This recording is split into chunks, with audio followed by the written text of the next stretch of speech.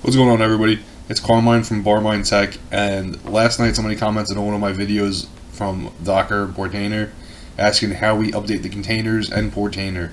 So in this video, I'm going to show you how we can update it manually, or we can update it using Watchtower, which is a container that its whole purpose is to update all your containers automatically. You can set it on a schedule, or you can just set it to run one time, and it works through to update all your containers. It's super convenient, and once you get it configured, it's great to have. So I'm going to show you how to do that in this video. So let's get right into it. So this is actually a new Portainer environment for me. I was migrating it from a VM to another little mini PC. I'm doing some changes in my infrastructure. So this is a new Portainer machine, and I don't have Watchtower configured, so we're actually going to do it on my set of Docker containers. So this is just the basic Pi host template, and I'm going to show you how we can do it manually first.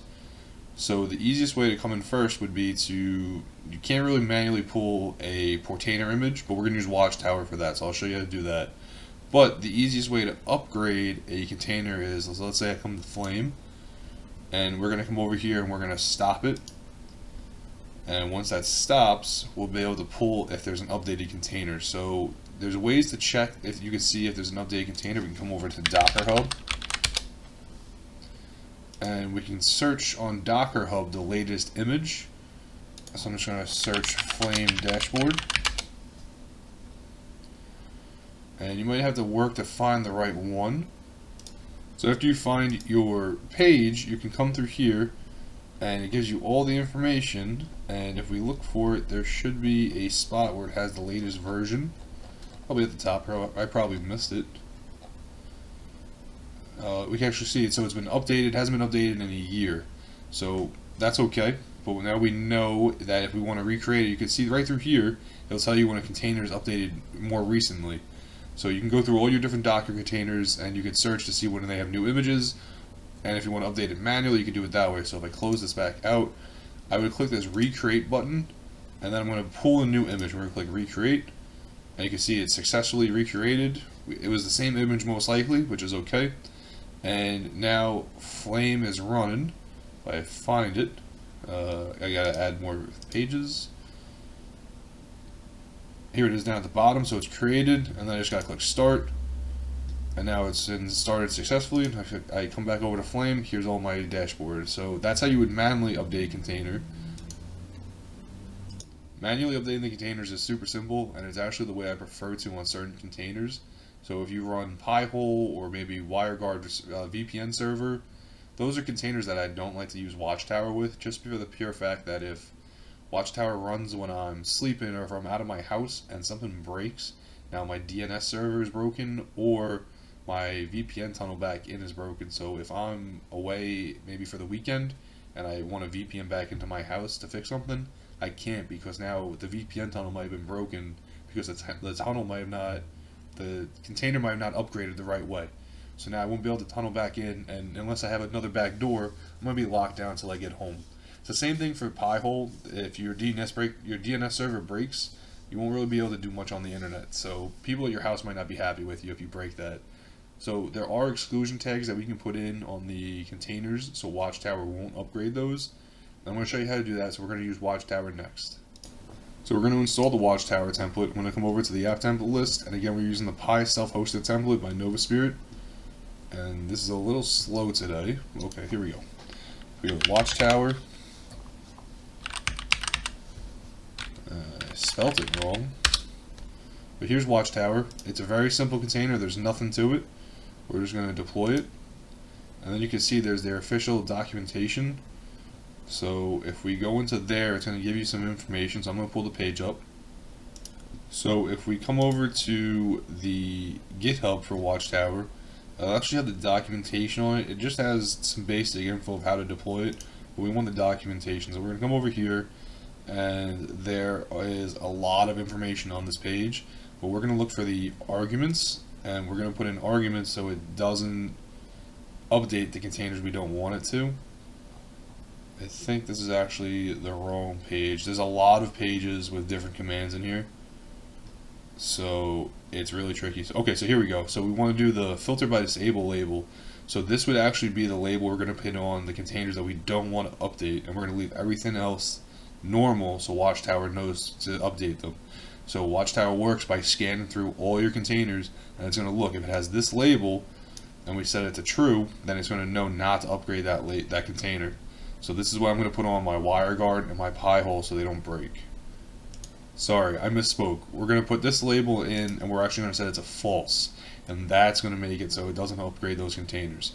So I'm just going to copy this line, and I'm going to come back over to my portainer, and I want to make sure that wire guard doesn't upgrade. So I'm going to duplicate and edit. I'm going to come over here, I'm going to add an environmental variable, and we're going to come down here, I'm going to paste it in, I'm going to type in false, and then I'm going to redeploy it, and you can see it worked, it deployed it again. Okay, so now that I've added my tags to my containers that I don't want to upgrade, Watchtower is pretty much all set up for how I want to use it. So if we come over here to the logs, it actually tells you what's going on. There's no graphical interface to this container. It's not going to redirect you to a web page. Everything's going to be here in the logs.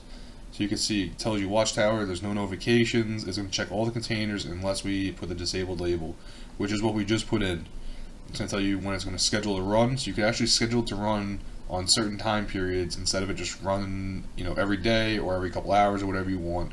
Or you can do a one-time run. This is what I usually do. So I'm going to change the time frame, so pretty much anytime I turn on Watchtower, it's going to process an update, and then I turn it back off and it finishes updating. So I'm going to change this, but you can see that it says the first check will be performed in 23 hours, so that means tomorrow it's going to run the first check, and it's going to upgrade any containers that can be upgraded. So I'm going to come back and we're going to adjust this. Now there was one thing I did miss. To set Watchtower to only upgrade by the labels that have the disable tag in it, so it's gonna upgrade all the containers that don't have a tag and disregard the containers that do. We do need to add this one tag into the environmental variables again. So we're gonna copy this, and then we got to come back into Watchtower. We're going to add an environmental variable. We're gonna click add. We're gonna set it in here, and we're gonna set this one to true. So by setting this one to true, it's going to make sure that all of the containers that do have the tag won't be upgraded, and the ones that don't will be upgraded.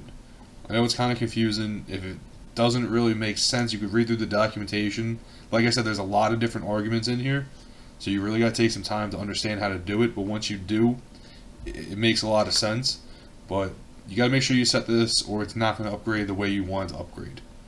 Okay, now that Watchtower is all set up, we do need to tell it I only want it to run once, so we need to set that. So if we come back into the container to duplicate and edit, I'm going to come down to environmental variables again, and we're going to add an environmental variable to run once. So we're going to add Watchtower underscore run underscore once, and we're going to set this to true. So now when we deploy this container, it's going to know that we only want to run Watchtower once to cycle through all the containers and update it, and then from there, we're going to turn it off afterwards. So I like to run Watchtower when I'm watching it. It's easier when you have an environment that has 25 plus containers, because it makes it much easier to work through instead of having to manually recreate the images. And there's some containers that you can't upgrade easily through portainer. So like the actual portainer image can't be upgraded through portainer that I've found so far. You need to run different commands in the Docker line, and it's not really my favorite way to do it. I know it's probably super simple, but I think using Watchtower is a little bit easier. So I'm going to deploy this container, and then you can see it was successful. And if I come over here into the logs, it's running a one-time update. So we could actually sit here and watch this, and as it runs, it's going to scan through all the containers. It's looking unless it has the disable label, and it's going to update them all. So I'm going to let this run, and we're going to come back after it starts working.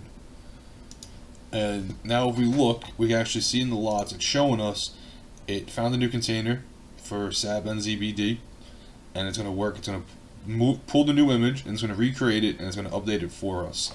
So that's how you can actually tell that it's working properly, and it's going to keep going through all the containers and find all the new ones that can be pulled and update them as we go. So another thing to keep in mind is you might want to keep backups of your containers periodically. Usually most of the containers do, like the sonar, radar, Sabin, ZBD, a bunch of those already keep backups. Tatuli, a lot of the ones that we've worked with on this channel do, and they have tasks scheduled that they run backups often. So sometimes something might break and you might need to recreate it. So make sure you have backups running, and maybe save them off the local machine every now and then as you can, just so in case anything does happen as you upgrade a container, you have a backup to go back to. Another thing is you always have the images. So here are the old images, and you can see like this one's unused, and there's another one that's unused. As it goes through, it's going to keep the new image and all the old images of all the different containers. So I know it's in SHA and it's kind of tricky to tell, but you can tell over here it tells you what's what. So you can see this is the old Sadben ZBD container, and if I don't like the new one, I can go back to the old image. But that's just another thing to keep in mind. So after Watchtower runs, you can either configure it to delete the old images, or you could have it so it's saved, it keeps all the images. I don't want to delete the old images just in case, but you can always go back afterwards, and keep in mind that the old images are going to take up space. So I already have 2 pages of images, and you can see there's only a few that aren't being used, which is okay. But sometimes after you run your environment for a while and you upgrade containers, or you run containers and you decide not to use containers anymore, there's going to be a bunch of unused images, and these images do take up space. They look kind of small, but if you start getting to a point where, let's say you have 15, 20 containers, they're going to start adding up, and depending on how big the drive is for your environment, it's going to eat up a lot of your free space.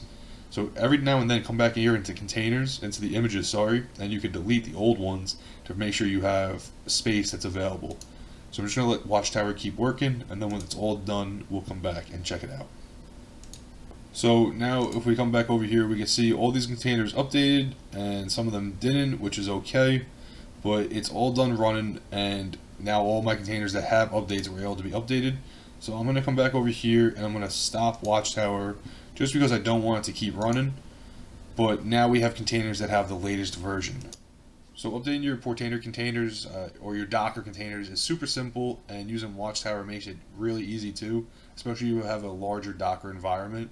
When you start getting to over 10 containers maybe, updating it manually could really be time consuming. So if you're somebody who has maybe 25 or 30 or even more Docker containers, using Watchtower might take a little time to set up in your environment, but it will be super helpful in the long run because it's going to save you a lot of time trying to update it.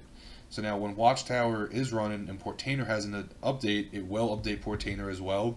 There is no update available today in Portainer, but you could always tell by Portainer will tell you, so I'll show you that real quick too. So when Portainer has an update, if we look over here in the bottom left corner, how it says Portainer Community Edition, it has the version number. This will be highlighted in yellow or have a yellow circle. It'll have some sort of indicator, and it'll tell you that there's another version available. So when there is, you could turn on Watchtower, and you can have it so it updates Portainer as well. So that's how we use Watchtower, and that's how we upgrade our Docker containers manually through Portainer.